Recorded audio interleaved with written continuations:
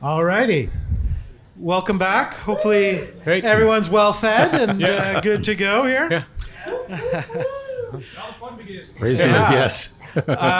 So now we get to kind of dive into an interesting part of Star Wars and Canadian history that it maybe hasn't been delved into too much before. And that's the Nelvana Connection. Both the Christmas special, but beyond. We've obviously talked already a bit with John about the Christmas special. But I think this is really interesting because we've all already nerded out as much as we can on toys and know everything there. And I think to a lot of people in the room, animation is a world they don't really understand. But to start off, the world is strange to us. It is, and time consuming and a lot of work by the sounds of it. Yeah. So we already met John Celestri, who worked on the Christmas special and was at Nelvana till '83. Yep. Yeah, and so I'm going to ask you guys to introduce yourselves as well and tell us a bit about what your particular roles at Nelvana were. So Larry, do you want to start? Okay, so I started at Nelvana in 1977 as an assistant animator. Then John was one of my key animators. He was my supervisor and taught me lots of stuff. And then I became an animator at some point. And then from there, I became an assistant director and then a director. So I directed for many years and directed a ton of half-hour, 11-minute series productions at Nelvana. Cool. And then a number of other places after Nelvana showed me the door. And you're a Sheridan College alumni? Sheridan. Yeah. Which is just a stone's throw Just over away. there. Yeah. All right. And Brian, can you introduce yourself? You gave the Coles notes. Like you didn't talk about any of the shows you worked on. Well, yeah. Let's hear. Well, what, you can check me out besides- on Internet Movie Database, although don't believe them all. I did not work. I didn't work on Midnight Movie Massacre. I have some other Lawrence Jacobs. Care Bears, Babar, Beetlejuice, Magic School Bus, Cyber Chase, Johnny Test. I'm running out. Oh, And you're getting closer to so present. I worked on Droids and Ewoks, as an AD. Birds. Oh yeah, Birds was a show that I created and was on ABC for one season. But it was fun to go through that process and have that experience and get screwed by the network. And, You'll hear that term a lot. Yeah. Screwed by the studio or screwed by the network. and I did some 3D projects out in Halifax. Some. Bob the Builder was there, and Space Ranger Roger. What was the other one? No, it was. Can't remember what that was, but it was a Henson thing. Doozers, thank you. Oh, yeah. Okay. All right, Brian. So now you've got to give a quite detailed. So when did you start at Nelvana? And you're Sheridan as well. I'm Sheridan. Yeah. And then when did you start at Nelvana? Well, I went to Sheridan in '77, the year that Star Wars came out. And I should preface it by saying that I am a Star Wars geek. I love Star Wars as soon as it came out. And I remember it came out in May, and that Halloween, I made a costume of Luke Skywalker. Oh, nice. And my best friend dressed up as Darth Vader. Now, this is before cosplay was big. Yeah. We made his mask out of cardboard and then coated it in fiberglass and spray painted it. Oh, wow. And we made our lightsabers out of flashlights and golf tubes. And we went to high school at the time, and I think we were in grade 10 or 11. And you weren't allowed to get dressed up for Halloween at that time. And we walked in proud as could be as Luke Skywalker and Darth Vader. But what was great about it was like Spaceballs. My friend was like this tall as Darth Vader, and I'm like Luke Skywalker. And we immediately got kicked out of the school. So that's to preface my Star Wars geekiness. So then I went to Sheridan College in '77. I dropped out of second year, got a job at Nelvana, working on Rock and Roll as an assistant animator, in between her first and then assistant animator. I think some of the earliest stuff I did was with you, Larry, on Take Me Up to the Ball Game. We were a team. Yeah. And then after Rock and Roll, immediately after Rock and Roll finished, Christmas of '82, I got a phone call early the next year, 83, to come into the studio. Out of the blue, she called me up, Dale Cox. Yeah. All right. Called me up, production manager, said, "Do you need a job?" And I said, "Yeah, I need a job." Yeah. Well, come on down to the studio. So I came down, and she walked me to the back of the studio and sat me down at a desk, didn't tell me what I was working on, and said, "Someone will be by to talk to you." And they plunked a script down in front of me, and I looked at it and went, "Okay, what am I supposed to be doing?" And someone else, I think Pete Sauter, came up and explained what was going on and said, "You're the character designer for the show." I went, "Oh, okay." Open it show? up, Remember what show Inspector that was? Gadget. Gadget. And so I was the primary character designer for all the secondary characters. So Penny, Brain, Quimby, and Gadget were already pre-designed. I did everything else in the show. So if Penny had a little buddy that she ran into, I designed that character. All the Mad Agents are my designs.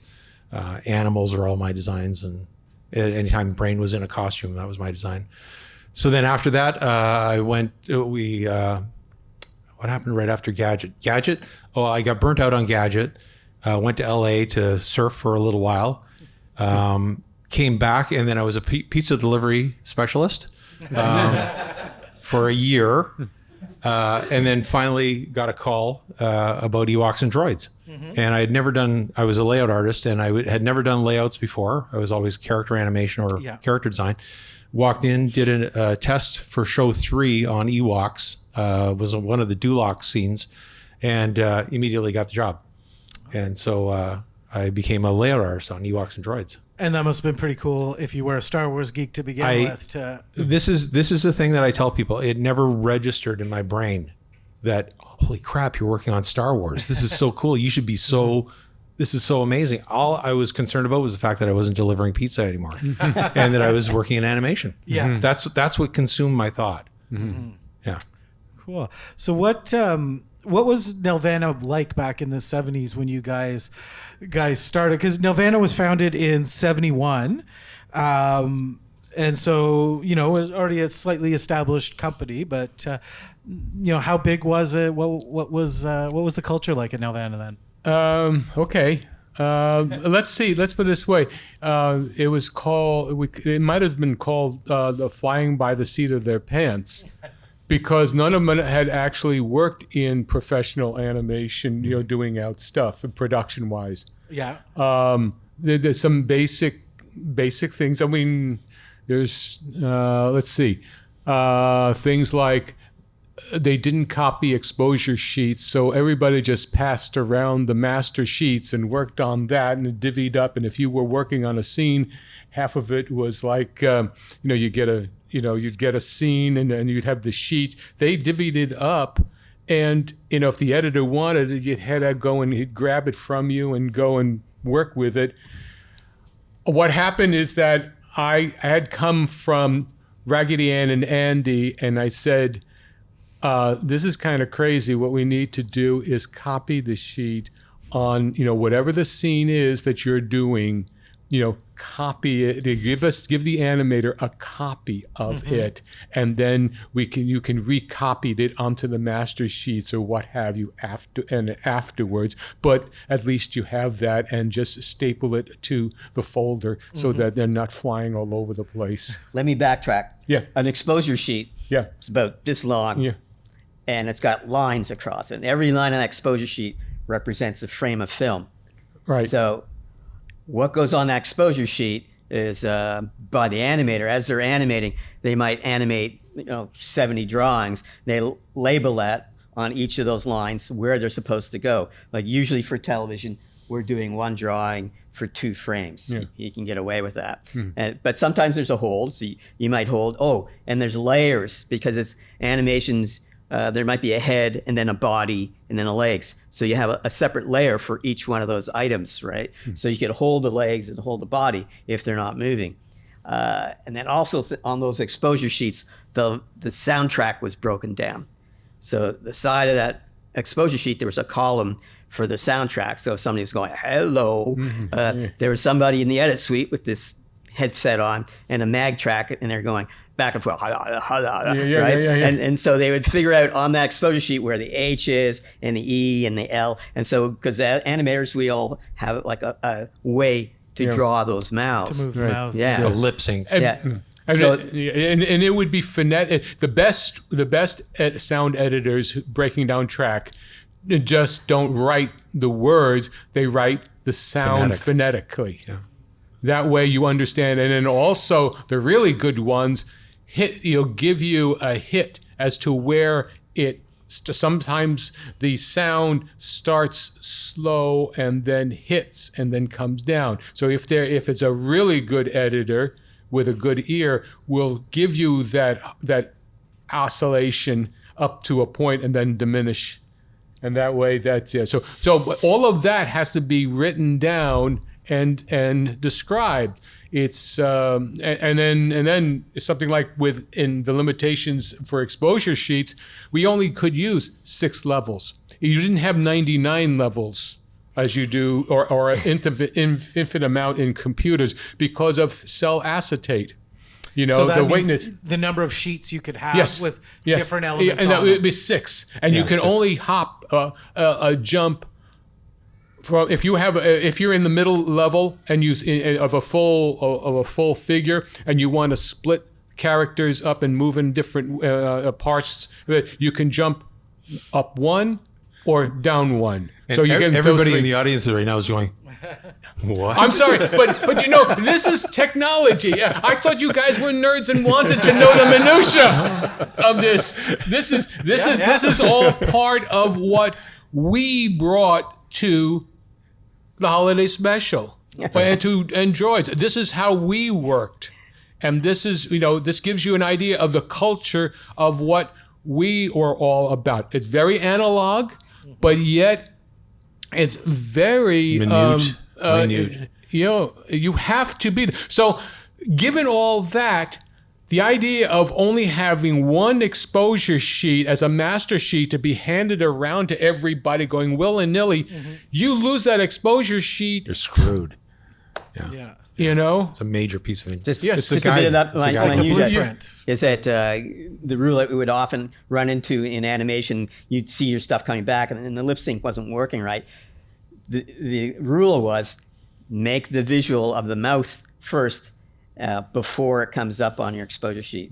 So if there's a P on your exposure sheet, so this would be the mouth for a P. And so you put that a frame or 2 before the actual sound because visual stuff transfers to your head faster than the actual sound. Unbelievable, but that was the rule. Yeah. I got a funny side story about lip sync and exposure sheets. So very early on, Nelvana, to keep up with production, we had to start setting stuff overseas. First was to Japan. I think Gadget was sent to Japan. Who? Gadget. Gadget? Yeah, Gadget went to Japan. Gadget went to Japan. So would that have been early 80s? That's 84. That was 82. 82? 83, actually. It would be 83. 83. Yeah. Yeah, we went to Japan first. And then then we ended up using Taiwan and Taipei. Korea quite a lot. Yeah. South. So the classic story was on the side of those exposure sheets would be the breakdown of lip sync, and it wasn't in Chinese. It was in English, but for lip sync we had a code that was set up, and that code was created by Hanna-Barbera. Yeah. Right. Yeah. So A mouth was closed, and then D mouth was wide open, and then E mouth was ooh like that, and there were some other variations of that. There's a tongue on top of your For la. Yeah. Right. Yeah. So all that was written down as ABC to the D, right, according to the lip sync. Yeah. So overseas, they would understand those letters as being what the visual should look like. They didn't know what the letters were in English. But also on the side of that sheet was director's notes that would tell the animators overseas, along with the drawings from the storyboards, what the action should be. So one day the director's note said, character bites their nails nervously, and then they translate that English into Korean for the director's notes. And so the scene came back looking like this. Because evidently, culturally, whatever country it was animated, it didn't bite their nails nervously. So all they could believe it was in their mouths was like, this character's eating their fingers. What are these crazy Canadians up to? Yeah. So, John, when you started, were you one of the more experienced people there? Oh, yeah. at Nelvana? I had- So when I- you were kind of bringing your best I practices. was bringing 2 feature films into a Yeah. studio that hadn't completed their first half-hour TV special yet. Oh, okay. Yeah. Yeah, John was a wealth of knowledge, and then there was a Greg Duffel, who had already worked at Richard Williams, and then there's some other guys at the studio that had a lot of stuff under their belt. So it was great to have that education after Sheridan College. Yeah. So I walked away from Sheridan College with a degree, but that's about all. I was totally raw. Like I knew nothing coming out of college. Yeah. Because I had dropped out of second year because I knew I was going to fail because I had missed a couple of assignments so I was just looking for an out. And I had an interview with Clive, and Clive I think thought I could heat up the studio a bit with my body heat. It wasn't. There was nothing in my portfolio I thought that would get me a job, but he hired me, my learning curve. I remember the very first month that I was there, I was terrified. John Collins, I worked on one of John Collins' scenes, and he tore me a new rear end on the very first scene that I in between because I did such a crappy job on it. He called me every name you could think of, just reamed me out. Like it's stuff that would not be socially acceptable nowadays. For the kids today, they'd be like, complaining and saying, "How dare you bully me?" Frank Nissen called me a sleeping spastic. Yeah. Oh man, he reamed me out, and I knew immediately if I was going to continue in animation, I had to smarten up and start to think about what I was doing when I was drawing. Yeah. And my learning curve just shot right up. And then of course we immediately jumped onto rock and roll after that, and that was a whole new learning curve as well. So for me as a green person, I look to these guys. I mean, I never said it to you guys outright, but I really looked up to you and respected the way you drew. It was something to aspire to. So I just drove for that. All right, next question. But in general, like I think your original question was, what was the atmosphere? I thought the atmosphere was very loose. Everybody was disciplined, but man, it was a lot of fun. It was so much fun. Yeah, it was fun. And all inside of a fish warehouse. Yes.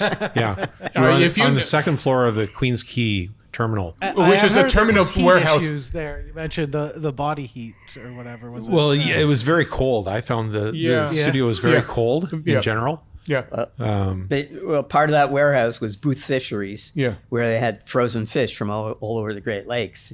Yeah. And they had cork on the wall like that thick, like cubes of cork. That was the insulation used in the early 1900s. But it was below us. Yes, it was below us, yes. Yeah. Interesting. That was below us, and then on our floor there was also Dempster's bread. Right. So the And, place was- Well, So it when we were smelled. doing the holiday special, they were defrosting hot dog and hamburger buns at about 120 degrees. Running the heaters next to us, and that's it was in June. Yeah. And May and June, and we were sweating. Yeah. I mean, you couldn't put air conditioning. I mean, there was no air conditioning. Basically, Yeah. not yet. That's not right. There It wasn't, but it was cool. Yeah. So you were a bunch of young guys and just kind of.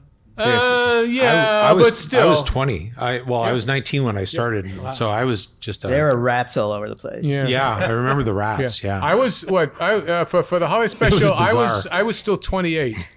I was still 28 years Pretty old. young dudes. Still. So it was in a warehouse right on Lake There Ontario you at go. the foot of York Street. Yeah. And they would throw ropes across the streets Yep. down there Yeah. in wintertime because everything would ice over off the wind off the lake. So they threw ropes across so nobody would slide off. Yeah, 'Cause slide off people the did. pier. Yeah. People Yeah. drowned Yeah. down there. Yeah. Yeah. The closest, the furthest at the end of the building where the entrance was where the camera is, Yeah. Yeah.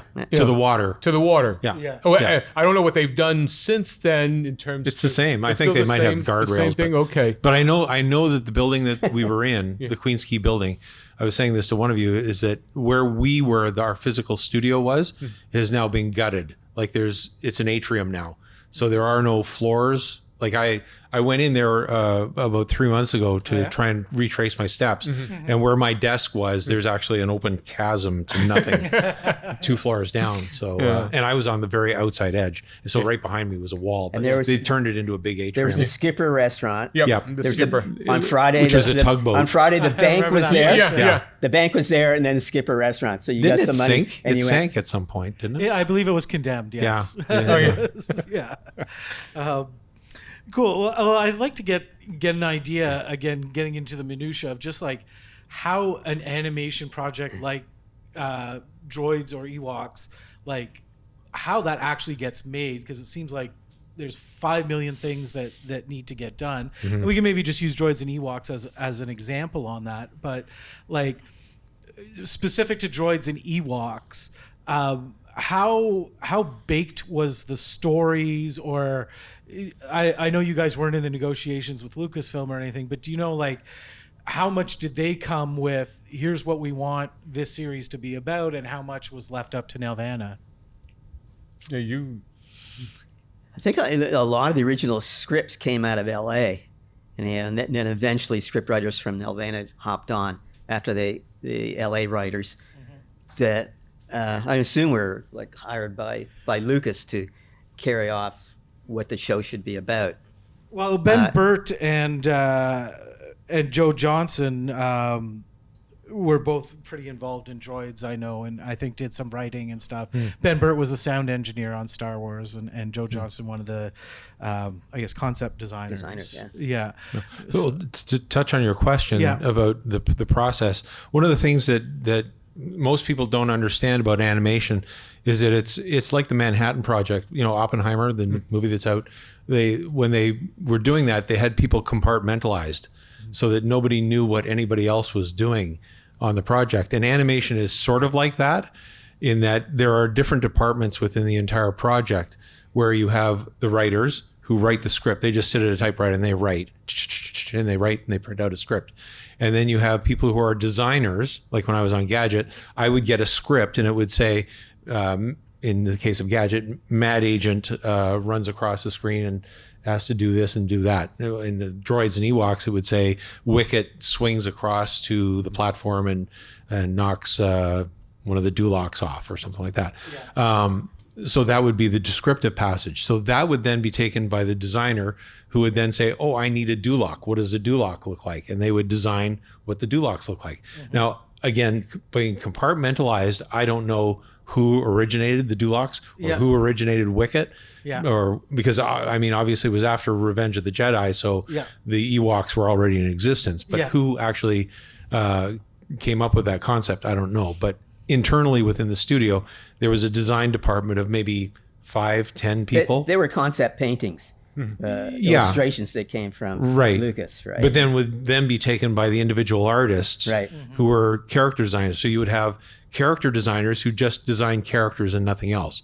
And then you would have location designers who design nothing but locations. So as an example, this room is a location. So in this room, we have a platform here. We've got the desk over here. We got this stuff over here. We got chairs here. Somebody has to draw where everything is and say, there's an aisle down the center. There's an aisle down the side. There's an exit door over there and a platform up here, and et cetera. And that's done in what's called a 3/4 down shot, where they peel off the roof and you put yourself up there in the corner and you look down in this direction. So you see those 2 walls and the floor and where everything is. And then you go up in that corner and you look back in the opposite direction to show what these 2 walls look like. So that's a location design that describes where we are. And that's just used as a guide. That's it's not a guide. for production. It's not actually in production. Except a lot of times those 3/4 down shots ended up in the show. And we wanted to kill the designers because that was horrible to have to animate in, right? Yeah. It's okay if the camera's like right here for animation, but once it when goes they up do there, the establishing shots or 3/4 down shots. Yeah. You remember Louis? Louis did Cravagna. The background in the painter. first 6 years that he was the major guy who would set up The layout guy. what the backgrounds were, how they looked, and his design sense. That was the big thing. He would be working out there, Right. But there, in terms of compartmentalization, that happens when a studio gets very big and takes on a lot of different productions. When you're, let's talk, prior to Rock and Rule, it was a much smaller studio, right? And there was a lot of different things that would happen. Like, you'd have, one-on-one discussions with Clive in terms of talking through a scene and what needed to be done with it. And once you start shipping stuff overseas, you can't do that. It becomes coding, which is what the mouths are. It's code. And if you can't read it correctly, and if the code isn't, all of that written information has to translate culturally. And that's where you get, fingers being chewed off and spit out. That's what it is. And something gets lost in the culture of the studio, where it stops being a cultural connector or creator versus being a production house. That's a very different thing. The studio had to evolve through productions. When we first started, it was like one-offs, like a half-hour special, right? And all of a sudden, we did get thrown into doing series production. People had to dance real fast to figure out, how are we going to do that? Because those half-hour specials, as an animator, I was hired for 6 months to work on one show. And then, it took another 6 or 9 months for another show to come up. So I was scrambling doing other stuff at that point. But then we got into the series stuff where they must have gone, how the hell are we going to do this? Well, Inspector Gadget came in with the concept that, they were following what Filmation had done with He-Man. And He-Man was the first one to do 65 half-hour shows. It was one a day, 5 days a week for 13 weeks. At what point did Gadget come in? Gadget came in right after that, because I think Gadget, we were doing Strawberry Shortcake and Herself the Elf, and then Gadget came in. So that's about, Gadget came in at probably around mid of 82. But we were doing series stuff before that, right? No, we were doing the half-hour specials. Those were half hours. Roll. Okay, Herself the Elf. That was just Herself the Elf and the Strawberry Shortcake and Herself the Elf. Those were two. There were two half-hour specials. Because what happened on Gadget is that I think that was one of the first shows where the animation team was cut. And it was being sent overseas. So who they did keep in and who they had to reinvent to make the show go was storyboard artists. And there was really only Ray and Arna that knew how to do storyboards at that point. And I think you did storyboards. No, I didn't do storyboards. But Alan Bunce came in. Alan Bunce, who's fantastic. And there was a couple of other animators that rose Dan to the Smith. occasion. And then some of us were doing posing. And they kept us employed. Brian, you were a layout artist. So what exactly does that? When do you come into the process, and what do you do? What I was mentioning before about the designers, so you got location, character, and then after those are done, you also have props. So anything the character carries or moves around, or a spaceship would be designed as a prop. That is then put into a package, a big binder, which everybody had access to. We could just go and photocopy it as we needed it. And so after that, the storyboard artist would then take the script, the designs, and come up with what's basically a comic strip version of the entire show. So it would say scene 1, spaceship enters from off-screen left, flies through scene, cut to interior of spaceship. We see a character R2-D2 and C-3PO goofing around trying to get a computer to work. And then cut to scene 3. So you would have this sequence of different scenes where you're cutting from looking at one thing to another thing. So those are called storyboards. I would then get as a layout artist in the layout department, there was myself and there were about 15 of us that worked on Ewoks and Droids. And we would then get this package. We'd get not the whole storyboard. We would have a supervisor who would go through the entire boards, and they would chop it up into little bite-sized pieces. So usually, typically it'd be like scene 1, your opening establishing shot, through to scene 30. You'd get 30 scenes.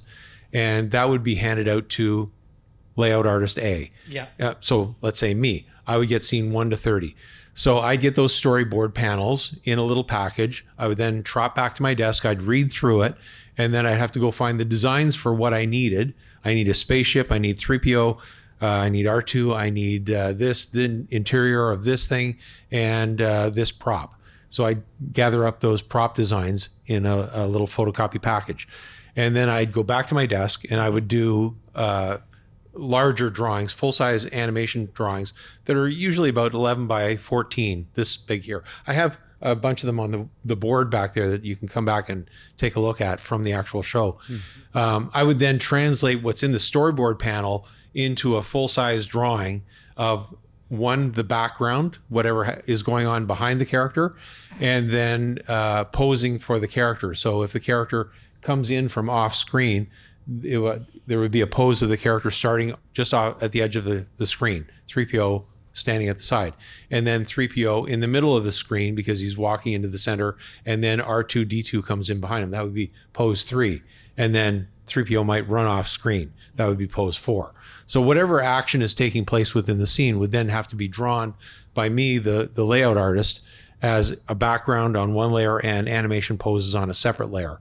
And then this is then put together into a folder and then sent off to another department, the posing department, in the case of Ewoks and Droids. So and then they would kind of fill in the in-between. And so the animators would then take the drawings that I had done of the characters and maybe flesh them out a little bit more, put them on model, because, sometimes we were rushed and we would just sort of scribble them down really quickly or whatever. They'd put them on model and then do them as key, and that's the exposure sheet. They would do them as key animation poses. So in animation, like we said, there's these are all frames down here. So you've got 24 frames per second on 2s. That's 12 drawings per second. So if you have a character that's going to wave hello to you, and it's going to take 1 second for the character's arm to go from here to here, that's a key pose. That's drawing number 1. And this is drawing number 24. And then you would have 12 drawings in between on odd numbers. So you'd have 1, 3, 5, 7, 9, et cetera, until you get to the end. And then when you shoot it under the camera with the exposure sheet saying this is how long it's exposed for, it then looks like this. Okay. So each drawing, in the instance of me in particular in layout, our quota was 10 layouts a day. Whoa. Okay. That sounds like a lot. Yeah, it is a lot. So in an 8-hour day, which was never an 8-hour day, you'd come in, you'd sort through your scenes. So I didn't know I had to do 10 scenes a day. I would sort through them and say, okay, I got medium, easy, and hard scenes. I got one hard scene. That's going to probably take me 2 hours. So I might do that right at the very beginning of the day. So 9 o'clock till 10 o'clock or 11 o'clock, I would cram through that one scene. So at the back there's a big long pan background. Actually, they were showing the show that was from. It's an alien spaceship. That background took me about 3 hours to draw. Okay. And then there was a couple of A-wing fighters that flew in and landed on the back of it. So a couple of poses of that. So then I would then go on to maybe a couple of really easy scenes just to burn them out really quick. And they might take me 20 minutes a piece. And then I'd sort of cut up my day so that I met my quota at the end of the day. And sometimes you can go over, sometimes you go under, but just so long as at the end of the week you had 50 scenes that you had completed. That was the important thing. Okay. Wow. So you're doing backgrounds and animation posing. Is in there at kind of the key points. It's basically the guide for the animator to say, here's how big the character is, this is where the character's looking, this is what the character's doing. You fill in the rest. Just to backtrack a bit into storyboards. So the storyboards are like a comic book breakdown on a script, the first visualization of it. And then those storyboards are filmed. Now it's all done by video, but it used to be filmed on real film. And then they run it on a flatbed. Which is like a flatbed projector. So it's like a projector, And with the soundtrack, right? So we have the script. That script would go to the storyboard artist to start visualizing. At the same time, that script goes to the recording studio. So they record the script, and there used to be a rule that, there was a page per minute. And if we were doing a 22-minute show, it would be 22 pages. So we kind of, it would be an eyeball with the writer. I'm in there, right? And you could tell by the amount of lines of dialogue where they're within that 22-minute range. But the real test was like marrying that soundtrack after it's been recorded. All those lines, the lines are all recorded separately, usually. Sometimes there's an ensemble cast in the recording booth. So they put all those lines of dialogue together and put it underneath this flatbed, and then they run it with every photograph of the storyboard. So how many pages is the storyboard? 350 pages? No. It'd be 350 scenes. Yeah. So you might have like 450 pages because you might have 3 or 4 panels per page. It's a huge document. Per scene. Yeah. It's very thick, the document overall. And it can range from, Ray Jaffalis used to do storyboards on Post-its about that big. Little tiny but things. he would do it over the weekend for an entire show. Yeah. So, It was very fast. But other places, the storyboards were about that big, and there would be a lot of detail in it. Yeah. So that would be filmed and then joined up with the soundtrack, and then you'd run it on this flatbed, and you'd be within that range of 22 minutes. If you weren't, that's when you started doing editing. Yeah. And I can do it without this shot. I can do it without this line of dialogue, and then it fits together. You get it to time. Nelvana used to would go, I don't know, 4 minutes over. They would go a large amount of minutes over. Yeah. So because post-production was saying, like, all the editors wanted to do something, right? Yeah. So in They got to take something out, right? so post-production would have to cut out 4 minutes. But at some point in Nelvana's history, they said, after 10 shows, we've thrown a whole show on the floor, which is very expensive. So they cut that back. Yeah. So we would have a pre-production lock. When we would look at that Leica, it was called a Leica, that would be 24 minutes, 25 minutes. And at that point, it would start going to layout. Yeah. So just so you're aware as well, like Anthony Daniels did the voice of 3PO. So he would be in a sound booth, probably in LA, I would imagine. I don't think he came to Canada. Or he might have been in the UK at the time. Possibly. But he would be in a sound booth somewhere, and they would give him a script, and he would have to read all of his lines. Oh, R2, or how dare you do that to me? Ooh. And then you'd have some other guy with the slide whistle doing the R2-D2 stuff. And then, the various other characters would do their voices. So each of them would be done separately, and they're all recorded onto what was called mag track. So how many people are familiar with 16 millimeter film? You've ever seen it? Okay. So it's like film that's about that wide, and it's on a reel, right? Like it's film. And they would record this onto a magnetic audio track, which was 16 millimeter film. And so each person would record their stuff on audio tape, then it would be transferred to the mag track, and then someone would have to edit it. You'd get an editor, a sound editor, who would sit there and listen to this film running through this machine. As Larry was saying, you play it forward and it would be R2, how dare you do that? And then they rewind it back and it would be R2, how dare you do, how dare, and they'd listen to where the beginning of the sound was, and they'd physically cut it with a razor blade. And then they'd find the end of it and they'd cut it where it ends. And then they'd stick it up on a little clip and have it labeled as 3PO says line 28, whatever. And so all these lines would be recorded, and you'd have R2 sounds here, and you'd have 3PO sounds here, and this character sounds here. And the editor would have to go through and go, okay, this is line 1, and lay it down. Here's R2's response, and they'd lay it down. And they'd have to put the appropriate amount of time between for a pause. Because if R2 pauses between when 3PO says his line, you have to have that pregnant pause there. And then he puts it in. So they would time the entire audio track out. And that's what Larry's talking about, is then they film the storyboard panels, they marry it together with the audio, and then they play it back. And then you have to go in and you have to start physically cutting the film and taping it together in order to get it to the appropriate length. And so, Larry, you were assistant unit director. Is that the correct title? I think that's what IMDb says. Assistant director. Yeah. Okay. On Ewoks. So what does the assistant director do exactly? I did notes. What? I did notes on an exposure Some chirps sheets. from the crowd here. Heckler from the crowd. Like once again, there's those exposure Speaking sheets. as a director. Now, I just noticed on these exposure sheets that there's little dots, rhythmic stars there, and this is from a scene from the opening of Droids. So those little stars would note where the beat is in the music. Yeah. So they would want action to happen, if possible, on those dots, on those stars, right? What did I do? So I did like director's notes. I did lip sync. I did some preliminary designs for some of the characters, which meant Yeah. I had those illustrations that came from Lucasfilms, and then I would do line drawings of that, and then rotations. And in some cases, I did some simple animation just to show animators and designers how it should move. Okay. So yeah, kind of managing or overseeing the process, and then filling in whatever needs to be done. Yeah, as much as I that's pretty could. much Yeah. it. Yeah. Cool. Was Ewoks and Droids, how did they compare to the other work that was being done at Nelvana, or as far as the amount of work that needed to be done to create an episode or anything? Was it a fairly standard? It was a job, or- very tight, fast schedule. Yeah. I recall it being very heavy, like the number of scenes that we had to do in layout. Like I said, it was 10 a day, Yeah. 50 a week.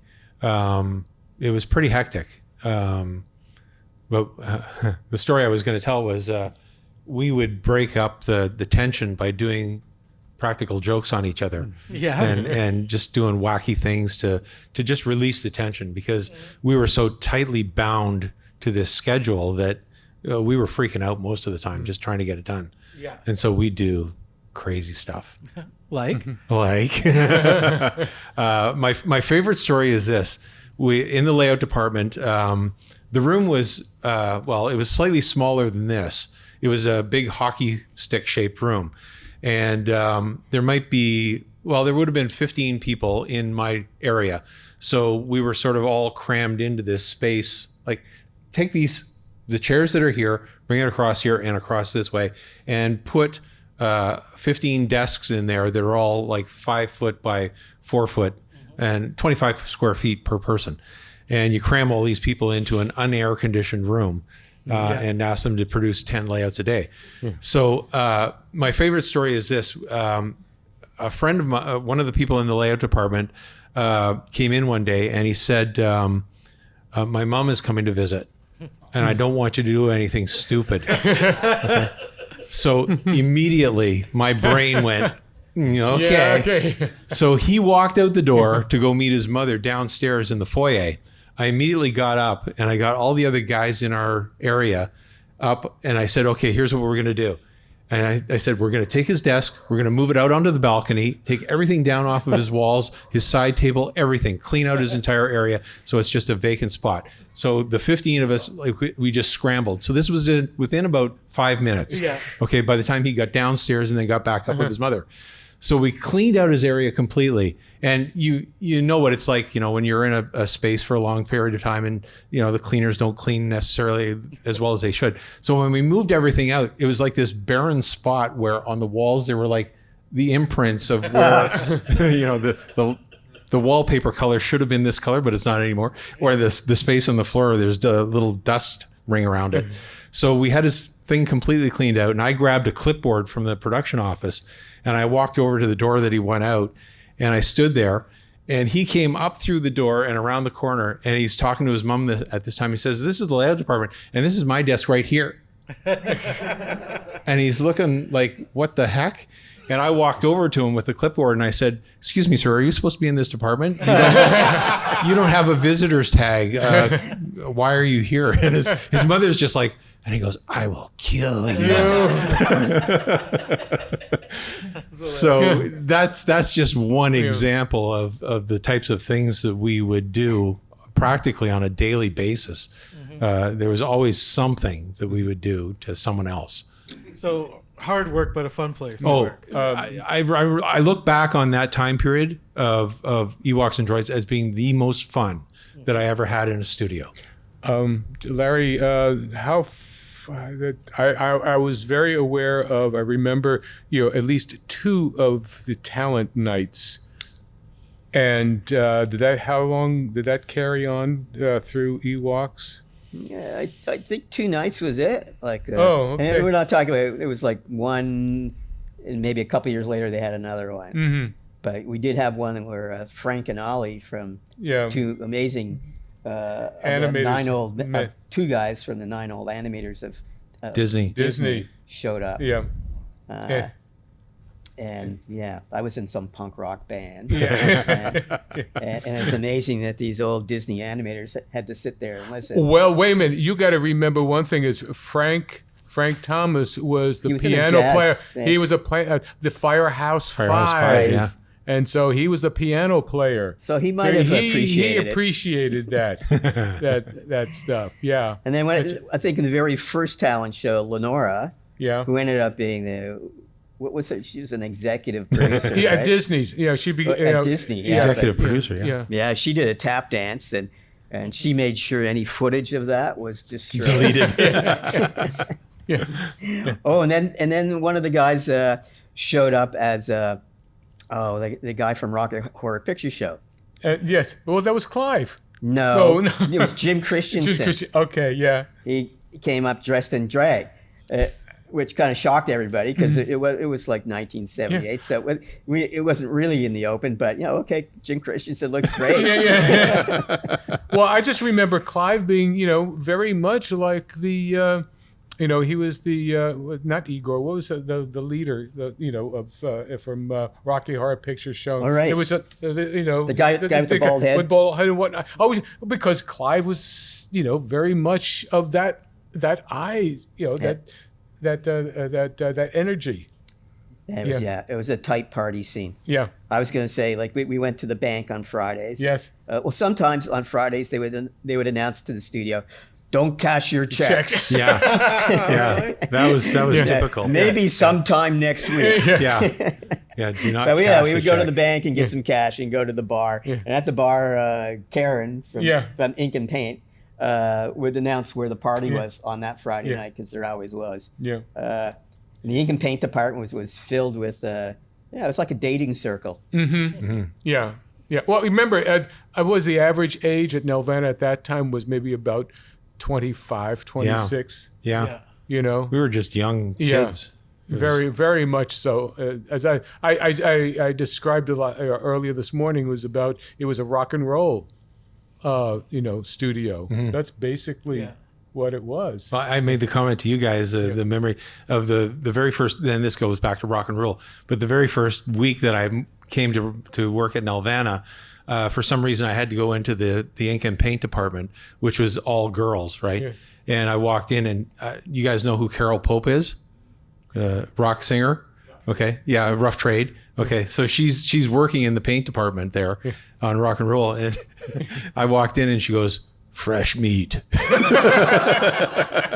to go along with that. So, and I'm 19 years old going, "What is this?" Yes. So when you do an animation cell, the drawing from paper it used to be hand inked onto the front of the cell or acetate. Yeah. And then on the back, that gets flooded. They used to call that opaquing. Yes, opaquing, okay. Yes. And so this paint, as you can see, is somewhat flexible. So it was a mixture of latex. Latex, yeah. It's like common house paint, latex, water-based paint. But I think they added something else to keep it more flexible, like more rubber to it. Yeah. They did something, otherwise it would just die. It was just flake off. They would mix up their own. Well, it's amazing how those cells have held up. Over, Well, I remember when I started there in the cell department was these gigantic Xerox machines, and they had to calibrate them for the heat so that they wouldn't melt the cells. And I can remember going in and they'd be fiddling with it to try and turn the heat down, because when you put the cell through, it would just crinkle right up because the heat would melt it. They had to experiment with that. And I noticed with some of my old cells from Nelvana, and then I recalled why that was happening. They were stripping off the registration pins. And because before they Xeroxed and they put registration marks on it, and they re-registered it. Right, yeah. Anyways, I was going to say about the paint department. They had basic colors they would buy from Cartoon Color. Right? Yeah, That yeah. was the name of the company. Yeah. So they would buy like huge pails of it, Yeah. right? And then they would mix up specific colors for the episode. And they would make up names. And one Yeah. of the names that I'll always remember was kind of this gray purple. It was called Throbbing Dick. Yes. I remember that. Yeah. So, they had all sorts of great names for, Oh yeah. Yes. for their purples. Remember, this is not Hollywood. Yeah. This is a very different culture. It was. Yeah. It was Yeah. completely different. Yeah. And that's one of the coolest things about it, really. So Well, even when I started on Ewoks and Droids, I would have been 24 at the time, so I'd already gone through Rock and Roll and Gadget, and so I was a seasoned veteran to a certain extent.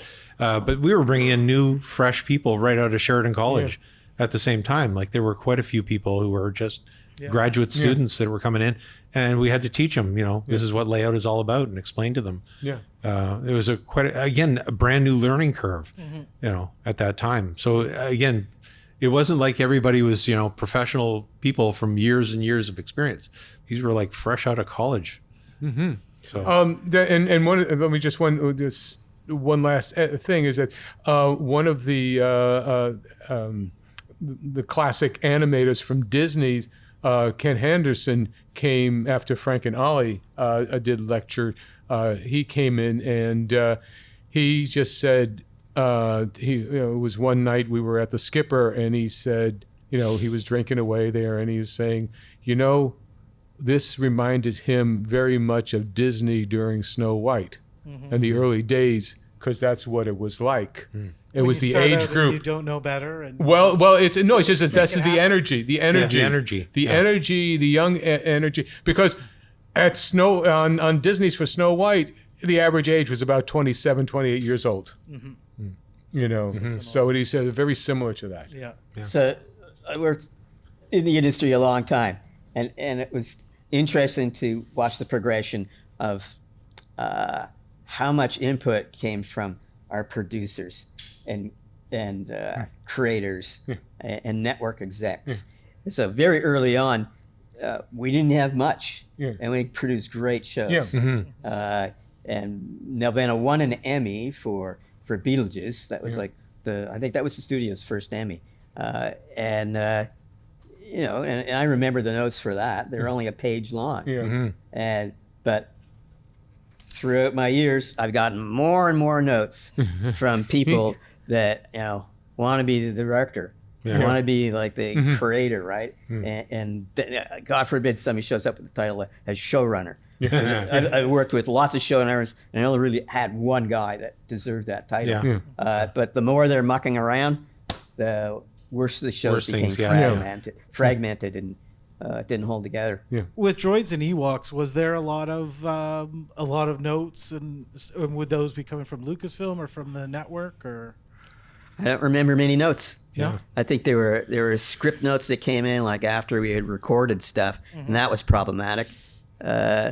But after the visuals were done, we didn't hear much, which was remarkable because I never watched the live action part for years. I heard about it, but when I finally did, it was sort of like, wow. This is pretty cool. Who dropped the ball there? It was very odd. Yeah. In layout, like we there was a little bit of an evolution that took place in layout, where we were working on the previous system of layout, the way the layout scenes would be laid out, and it evolved as the show went on. We started to streamline it a little bit. And again, that was because we had to get the shows out faster and faster. So we modified things. I was telling you earlier that originally we did all of our artwork at full size. Later on, when we started to get into the droid show, some of the second half of the season, we started going to smaller thumbnail drawings. So we would take the storyboard panels, which were only about that big, and we draw them as a 6-field, which is about that size. And then because 6-field is small, means that you don't have to draw as much, right?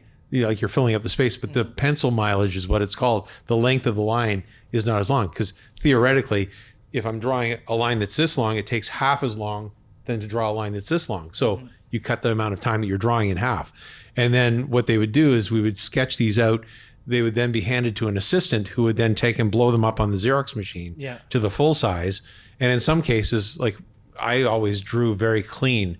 So my layouts would just be blow it up and not even trace it off, just repeg it and send it off. And that's why I still have a lot of the original artwork, is because I just kept it. You know, everything that I chipped over was all photocopies. But there was this evolution that took place through the department, and it wasn't anything external. It was just our own internal way of saying, how can we do this better? How can we do this more efficiently? There was a lot of changes between Ewoks season 1 and season 2. Notably, Wicket's hood changes from orange to green.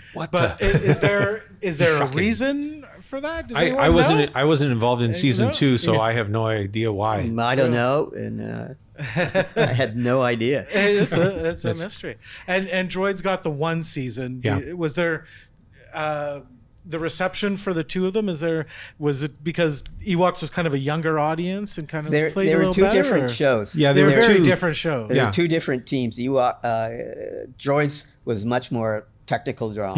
It was a harder show to produce. I found it easier. I disliked Ewoks simply because it was all trees.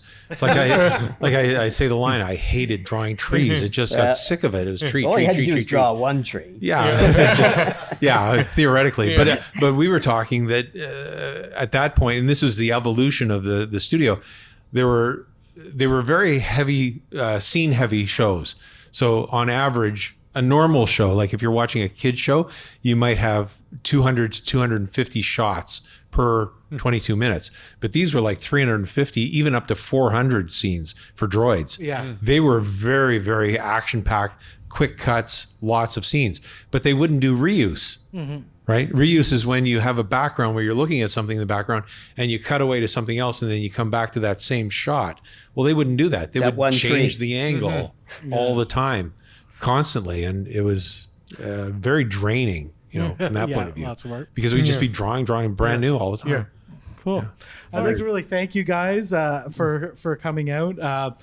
We were really excited to meet you guys in the lead up to this, and to we were kind of kicking around the idea months ago that when we were trying to figure out who we were going to get to come to the second event, of like, okay, well, what can we do that is as good as what we did last year? And we're like, oh, it'd be really cool if we could like find someone from Nelvana, maybe, because that was in Toronto. And through like some lucky connections, it ended up happening. And we really appreciate you guys coming out and explaining everything to us nerds. As a post note, this is the first time I've seen John in 40 years. Yeah. So that's how incredible is that? Thank you. Chris has got a question. So you did a lot of just like creating the layouts and sending them off. So you never really did the whole. Did you find it more rewarding to crank out a bunch, like oversee a bunch of productions, and not like create the entire thing in house, or did you ever? Well, no. I never really thought of it. I mean, my job was layout artist. And so I would not be extending into another department beyond that, because that was my contract, right? Like everything was contract at that point. You got hired to start on this date, and when the show is finished, you're done. See you later. There's nothing beyond that point. So there was never any thought of, oh, I'd like to do the animation on this. It was just. And I know what you're talking about. Like when we first did like longer shows at Nelvana, they actually had hired a theater and would have screenings there. So we did have those celebrations. Yeah. But for me, what's funny about that, when you say the screening, we never had a screening of the Droid show or Ewok shows. Well, I didn't actually even see the show, not until just recently. I haven't seen a full episode of it. So, and because I was saying before, everything was compartmentalized, even within the show itself. I might only have 30 scenes in one show, but I wouldn't even know what the entire show was about. Like there was only one show, we were talking before. There's only one show that I worked on pretty much the entire episode, was the Race to the Finish episode, where Boba Fett is chasing the White Witch.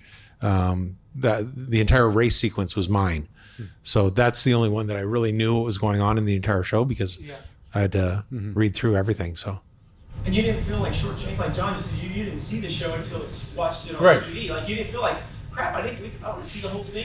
Or did we just like see it, or was it just like something like a job shop thing? You don't really care about the entire thing. You're just sort of like, you're doing your part and that's it. You go and get the next thing. But that, you see, the holiday special, animation, that was the first job that Nelvana did. It wasn't, we didn't own it, but it was a way to kept the staff together. First of all, it was a prestige thing too. I mean, they got it. You don't throw that away. But it was in between, Devil and Daniel Mouse and the robot picture, the Romeo and Juliet, and they needed people. They needed some way to keep things going. And so that happened to fit in quite well, because I remember there was about a 2-month layoff, between. And that's what brought Ewoks and Droids, eventually. Eventually, yeah. But you would have worked on something, and it would be a year or more before that. That's what I was going to say. Yeah. You have to. There's a time bubble in any production that the period that we were working on layouts was 84 to 85. And I can't remember when the show aired. I think it was 86. Yeah. 86. So there was like a year almost before the show actually went on the air. So by that point in 86, where I was in Ottawa at Atkinson's. Yeah. So working on Teddy Ruxpin. And when you mention it, I'm just thinking back. I don't think there's been a single show that I've ever worked on that I've ever actually watched a show of that episode, what I've worked on. Blue's Clues was the last thing, but they canceled the shows that I worked on, so I'll never see those ones. Okay. So it's kind of weird. Yeah. I was wondering what your point of view is on hand-drawn animation versus the newer computer-related animation. A follow-up question is, do you think that there may be some kind of software, or is there software that can kind of generate by interpolation maybe the in-betweens? That way, if it's too expensive even to outsource to Korea at this point, is there some way, what's your perspective on hand-drawn versus computer? Work down the line. The biggest issue on the 3D shows I've worked on was that the background of the shots, like animation is getting better, but the backgrounds are it's cost prohibitive to create new sets. To create a set in 3D takes a lot of time and talent, right? And then so they try to reuse their backgrounds as much as possible. And a lot of younger, lesser experienced directors will overuse their flying cameras in 3D. So it's dizzying and doesn't make any sense anymore. And the 2D the 3D animation that I'm seeing is it still pales till 2D. There's just stuff that you can do in 2D that you can cheat. To cheat in a model in 3D, all of a sudden you got like the technical director right, yelling at you like, no, we can't do that. It's going to break the model, right? And et cetera. So it's not as flexible. John? Yeah. It's computers are mechanics. It's basically, it's puppetry, and as I said, you can't do artistic license because you can't, as Larry says, you can't cheat. But it's not fun. That's basically it. Happy accidents don't happen in computer generation. When you're in the middle of when you talk about in-betweens, there's no such thing as in-between. It's like saying to a musician, can you get somebody to put the in-between notes between the highs and the lows? It's what you do with each frame, with each drawing. It's how you touch the drawing, smear it, stretch it, make it dirty, make it clean. But you need to be able to use each frame in there. And even if it's only a partial, that partial can sell the whole thing. So I'll leave you with this: a little song, a little little dance, a little salsa down your pants. I mean, I think you break computer animation into two categories. One is the artistic part of it, if you want to call it that. It's what the visual output of the computer does. And then the other part is the technical aspect of it. From my point of view, the technical aspect is great because in our Ewoks and Droids period, everything was analog, film. It was all paper. Okay. Now with computer, yes, you can use paper, but you can also go directly into the computer using a Cintiq drawing tablet and draw directly into the computer using Photoshop or whatever.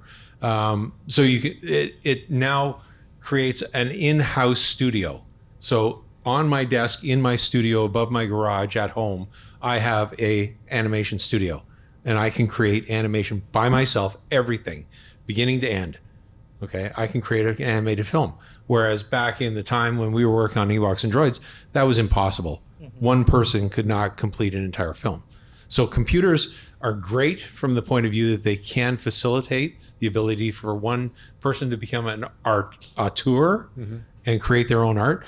On the downside, as they've already said, there's something bland and mechanical about animation. And that's because the animators, I believe, animators rely too much on the mathematics of what the computer can do. Because as I mentioned before, when you move an arm from here to here and you say you want to do it in 24 frames, well, you don't have to have it evenly spaced 1/24th of a distance. There's what are called slow ins and slow outs, where it speeds up and gradually and then slows down. So you can create that feeling, or you can go very fast at the beginning and slow, where you go like that, or you can go very slow at the beginning and then hit hard at the end. So you can change the timing. And with computer animation, I found that too many people rely on the computer to fill in the blanks. They give a start position, they give a stop position, and the computer will mathematically figure out how much distances there are in between, and just goes click and stops. And that's what you see. And there's also the blandness in design where everything looks the same. But with 2D, you can do anything you want. I mean, it's incredible.